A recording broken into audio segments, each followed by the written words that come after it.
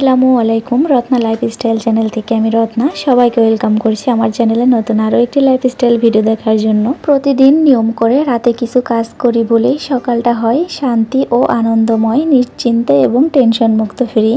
এই কথাটা বলার কারণ হচ্ছে রাতে আমি থালাবাটিগুলো সুন্দর মতো ক্লিন করে রেখে দিই। আগের দিন যত থালাবাটি থাকে ধুয়ে রেখে দিই। এই যে দেখো, আমি কিন্তু রাত্রে এই কাজগুলো করে রেখেছিলাম আর এখন আমি এখান থেকে একটা একটা করে র্যাকের ভিতর রেখে দিব। আর রাত্রেবেলা আমি কিন্তু ভেবেই রেখেছিলাম যে সকালে কি নাস্তা বানাবো, আজকে দুপুরে কি রান্না করব। এর জন্য কিন্তু আমার কোনো টেনশন নাই, আমি নিশ্চিন্তে মনের আনন্দে কাজ করব সারাটা দিন। শুধু যে রাত্রেবেলা থালা বাসনগুলো ধুয়ে রেখেছি এটাই নয়, আমি কিন্তু পুরাটা রুম ঝাড়ু দিয়ে রাখি। বিছানা এই রুমে আর কি আমরা থাকি না, পাশে আর একটা রুম আছে আমাদের, তারপরে ওই রুমটাও আমি ক্লিন করে রেখে দিই। সামনের যে টেবিল থাকে ওটাও ক্লিন করে রেখে দিই। হয়তো মাঝে মাঝে একটা কি দুইটা দিন আমি করতে পারি না, মাঝে মাঝে অসুস্থ হই এর কারণে। তাছাড়া আমি প্রতিটা দিন চেষ্টা করি পুরো রুমটা ক্লিন করে রাখতে এবং রান্নাঘর জায়গাটাও পরিষ্কার পরিচ্ছন্ন করে রেখে দিই, চুলাটাও পর্যন্ত মুছে রেখে দিই। আর এই যে দেখো, আমি এই গাছটা কয়েকটা দিন করে তোমাদের দেখিয়েছি, কিন্তু দেখো খুবই কষ্ট হচ্ছে, গাছটা মারা যাচ্ছে। ভাবতেছি গাছটা মাটিতে লাগিয়ে দিব, একটা টপে কিছু মাটি নিয়ে ওর ভিতর লাগিয়ে দিব যদি বাঁচে আর কি। আমার অনেক পছন্দ, তারপরেও কেন জানি না এরকম হচ্ছে, যত্ন করেছি অনেক তারপরেও মারা যাচ্ছে। যাই হোক, রাতেই কিন্তু আমি চিন্তা করে রেখেছিলাম, তোমার ভাইয়ের কাছে জিজ্ঞেস করে রেখেছিলাম যে সকালে কি নাস্তা বানাবো, তো বলেছিল পাস্তা নুডলস রান্না করিও সকালে। প্রতিদিন তো চা পরোটা এগুলো খাওয়া হয়, আর আজকে যেহেতু বাসায় নাস্তা করবে এর কারণে ওর কাছে জিজ্ঞেস করেছিলাম। তো যাই হোক, ওর কথা অনুযায়ী কিন্তু রান্না করতেছি। আবার রাতে কিন্তু আমি জিজ্ঞেসও করেছিলাম দুপুরে কি রান্না করব। তো দুপুরেরটাও কিন্তু রাত্রেই বলে দিয়েছিল, এর জন্য আরও একটু টেনশন ফ্রি ছিলাম। আসলে আমার বর যেদিন বাসায় খায় ওর কাছে জিজ্ঞেস করে নেই কী খাবে না খাবে। আরও তো সব সময় বাসায় খায় না, হয়তো সপ্তাহে একটা দিন কি দুটো দিন খাই, আর তাছাড়া বাকিটা দিন অফিসে খাই। একটা দুইটা দিন বাসায় খাই, তারপর ওর কাছে জিজ্ঞেস না করে আমি কিভাবে রান্না করব বলো, কারণ ও তো সব সময় খায় না। আর আমার রান্না কিন্তু ও খুব পছন্দ করে। আসলে বিয়ের আগে আমি কিন্তু কোনো রান্নাই শিখি নাই, কোনো কিছুই নাই, তারপরও বিয়ের পর আস্তে আস্তে রান্না করতে পারি। এখন কিন্তু বেশ ওর কাছে ভালো লাগে, আগে অতটা পারতাম না। একদিন কি করছি জানো, মানে তোমাদের কাছে এই কথাগুলো বলতেছি তোমরা আবার কেউ কিছু মনে করিও না। একদিন আমি মুরগি রান্না করেছি, তবে মুরগির পা না ছিলেই রান্না করে দিয়েছিলাম। তো এই কথাটা মাঝে মাঝে এখনও বলে, তারপরও তখন তো অনেক ছোটো ছিলাম, বুঝতাম না, এর জন্য আর কি মাপ পেয়েছিলাম। আর সকালে নাস্তাটা কিন্তু আমার বানানো হয়ে গেছে, পাস্তা নুডলস।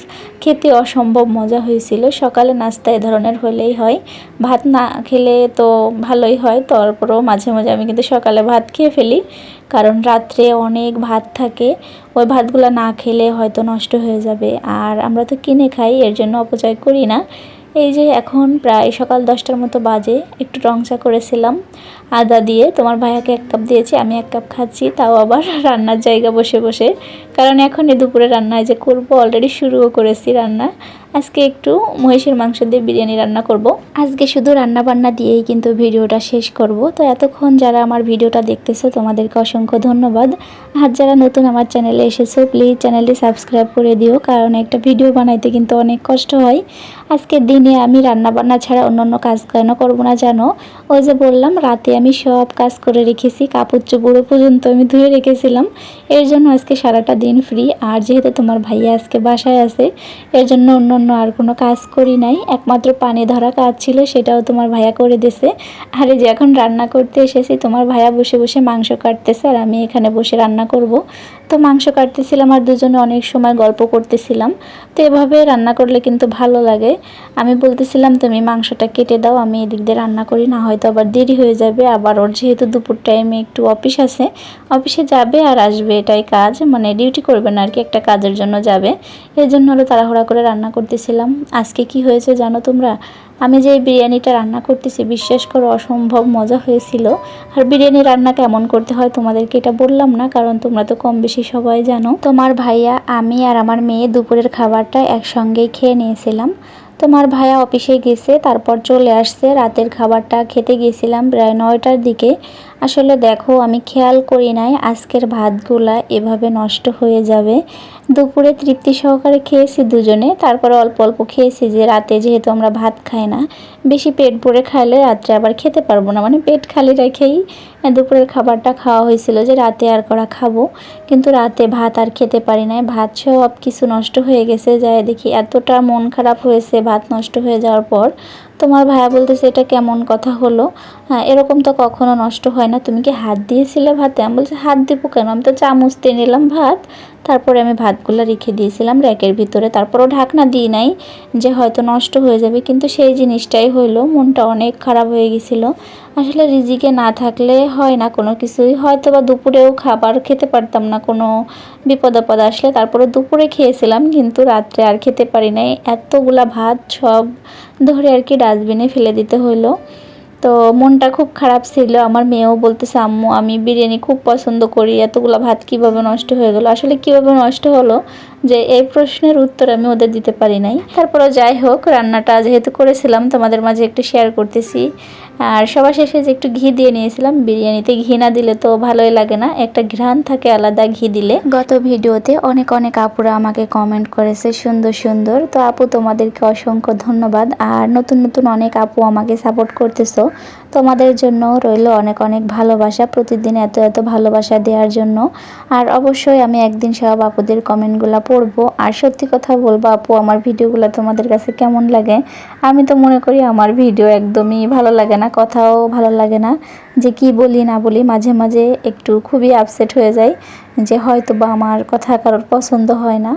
যাই হোক, তোমার ভাইয়া এই যে বিকালের দিকে আমার মেয়েকে নিয়ে কিছু মুড়ি কিনে নিয়ে এসেছিলো আর এক প্যাকেট বিস্কিট, তো ওগুলো আর কি পটে তুলে রাখতেছি। আর মুড়িগুলো না একদম নরম নরম ছিল, এরকম দেখে আনে নাই তোমার ভাইয়া, বুঝতে পারি নাই, এখনও পর্যন্ত বলি নাই যে মুড়িগুলো এরকম। ওকে যদি বলতাম তখন হয়তো বা ফেরত দিয়ে আসতো, যে বলি নাই যে থাক্কা আবার এত কষ্ট করে যাবে। যাই হোক, আমরা খেয়েই নিব। মুদিখানার দোকান বলো আর সবজিওয়ালারা বলো, এই ধরনের ব্যবসায়ীগুলা একটু ফাঁকিবাজি টাইপের হয়। কিছুদিন আগে তোমার ভাইয়া আলু কিনে নিয়ে এসেছে 3 কেজি আলু। তো আলুগুলা হচ্ছে বৃষ্টির পানিতে ভিজেছিল, এরপর একটু রোদ্রে শুকায়ে মানে বিক্রি করেছে। তো তোমার ভাইয়া ওই আলুগুলো নিয়ে এসেছে, বুঝতে পারি না, তো বাসায় আনার পর পুরা বাসা প্রায় গন্ধ হয়ে গেছে। তারপর ওই আলুগুলা তোমার ভাইয়াকে দিয়ে ফেরত পাঠিয়েছিলাম। তো দোকানদার কোনো কিছু না বলেই আলুগুলা নিয়ে রেখেছে। এরপরে ভালো আলু যেগুলো আছে ওগুলো আর কি দিয়ে দিল, একটা কথাও বললো না। বর্তমানে কাকে বিশ্বাস করব না করব এটা নিয়ে খুব টেনশনে পড়ে যায়, কিন্তু যাকেই বিশ্বাস করি সেই দেখি পরবর্তীতে অনেক বেশি কষ্ট দেয়। আজকের ভিডিওটি এখানেই শেষ করবো আপুরা, সবাই ভালো থাকিও, দেখাবো অন্য কোনো ভিডিওতে। আল্লাহ হাফেজ।